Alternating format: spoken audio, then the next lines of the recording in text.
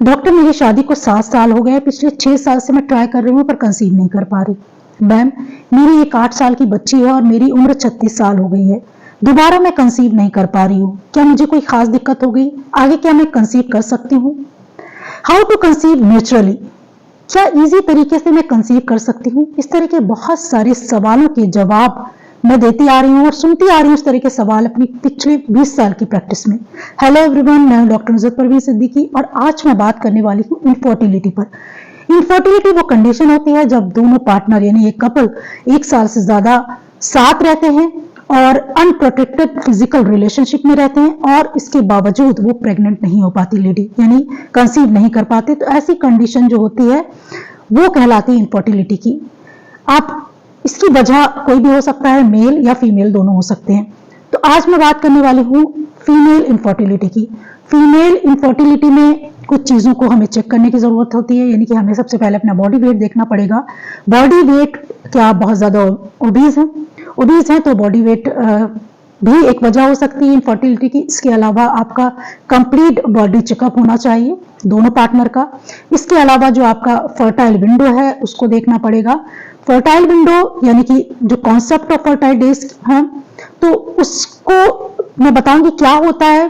पूरी मेरी वीडियो देखिएगा, लास्ट में मैं उसको भी बताऊंगी कि क्या कुछ होता है फर्टाइल विंडो पर। अब हम बात करें इन्वेस्टिगेशन की। इन्वेस्टिगेशन क्या कुछ होना चाहिए? तो सबसे पहले फीमेल का जो है थायराइड टेस्ट होना चाहिए। इसके अलावा जो प्रोलैक्टिन हार्मोन्स हैं वो टेस्ट होना चाहिए। इसके अलावा एएमएच बहुत अहम रोल होता है एक फीमेल की इनफर्टिलिटी को पता करने के लिए।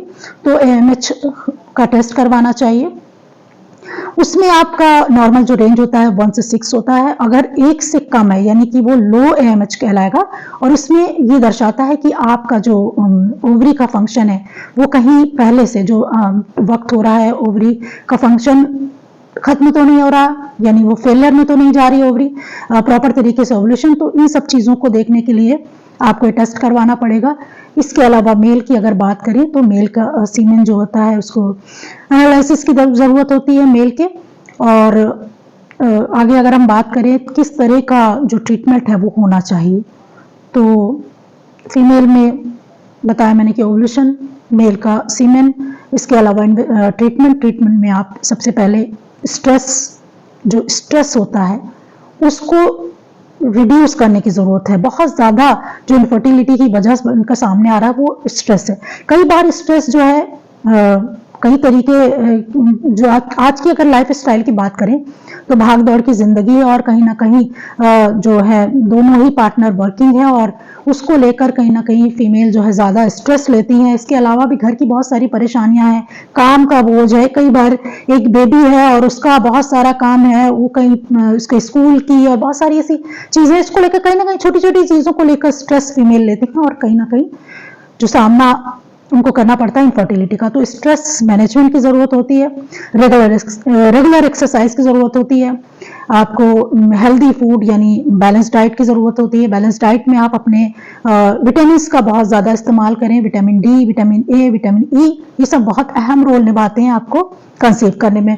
तो आप अपने खाने में विटामिन का बहुत ज्यादा उसकी मात्रा बहुत ज्यादा बढ़ा दें। विटामिन ए के लिए आप जो लाल सब्जियां और लाल फल होते हैं जैसा कि गाजर है, चुकंदर है, सेब है, अनार है, इस तरह के फ्रूट्स और वेजिटेबल को शामिल करें। विटामिन डी के लिए आप सुबह की जो धूप होती है, जो सूरज होता है सुबह का जो उसकी धूप पड़ती है उसको बॉडी पे पड़ने दें। इसके अलावा अखरोट का इस्तेमाल करें। इसके अलावा आप एंटीऑक्सीडेंट का इस्तेमाल करें। इसके अलावा फॉलिक एसिड जो 5 मिलीग्राम की एक टैबलेट आती है जिसको आप जब भी आप प्लान करें तो उससे 3 महीने पहले आप इसकी शुरुआत कर दें। 5 मिलीग्राम की फॉलिक एसिड की टैबलेट लें। इसके अलावा ट्रीटमेंट में अगर हम बात करें तो स्ट्रेस मैनेजमेंट जैसा कि मैंने बताया वो सबसे ज्यादा ध्यान देने की जरूरत है। और जो मैंने शुरुआत में बात की थी फर्टाइल विंडो को समझने की जरूरत है। बहुत ज्यादा हद तक आप ट्रीट कर सकते हैं कंसीव को इसको समझकर। यानी कई बार शुरुआत में कई बार मेरे सामने इस तरह के कपल आए जिन्होंने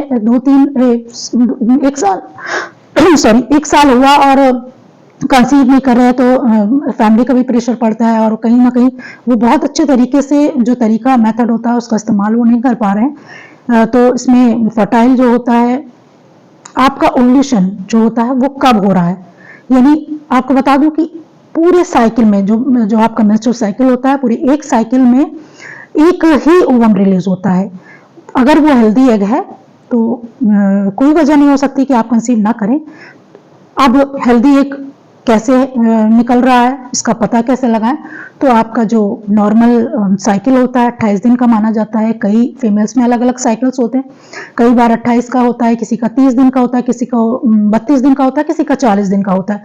अगर आपका 28 दिन का साइकिल है तो 14वां दिन आप ये मान के चलें कि जो 14वां दिन होता है वो कहीं ना कहीं नॉर्मल माना जाता है कि इस बीच में आपका एग रिलीज होगा, और इससे 2 दिन पहले 2 दिन बाद भी एग रिलीज हो सकता है।